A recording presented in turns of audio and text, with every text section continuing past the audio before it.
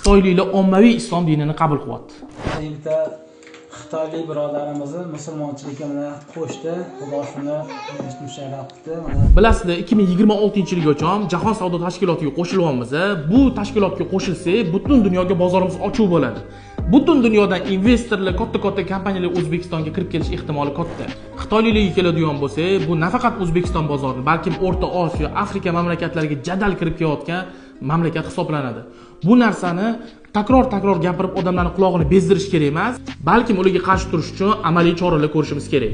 Dunyodagi eng katta musulmon davlatlarga, Indoneziya va Malayziyaga ham islom dini tijorat yo'li orqali borgan. Bu bilan nima demoqchiman akalar? Agar sizlar va ahdingizga vafo qilsanglar, halol tijorat qilsanglar va o'zingizlarning xulqingni chiroyli qilib xitoyliklarga ko'rsatsanglar, ular xudo xolisi islom dinini qabul qiladi va kim musulmon bo'ladigan bo'lsa, atrof muhitiga zarar yetkazmaslikni xohlaydi. Shunaqa foydali ma'lumotlarni o'tkazib yubormaslik uchun menga obuna bo'ling va bu videoni tanishlaringizga yuborib qo'ying. Xitoyliklar ommaviy islom dinini qabul qilyapti. Bitta Xitoylik birodarimizni musulmonchilikka bilan qo'shdi. Xudo shuni musharraf qildi. Bilasizlar, 2026-yilgacha Jahon savdo tashkilotiga qo'shilyapmiz.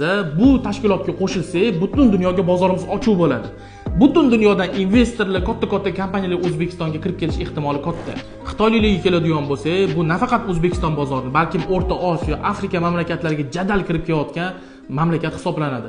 Bu narsani takror gapirib odamlarning quloqini bezdirish kerak emas, balkim ularga qarshi turish uchun amaliy choralar ko'rishimiz kerak.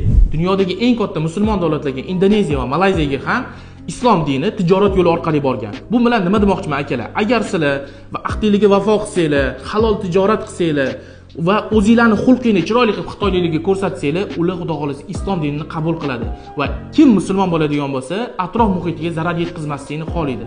Shunaqa foydali ma'lumotlarni o'tkazib yubormaslik uchun menga obuna bo'ling va bu videoni tanishlaringizga yuborib qo'ying.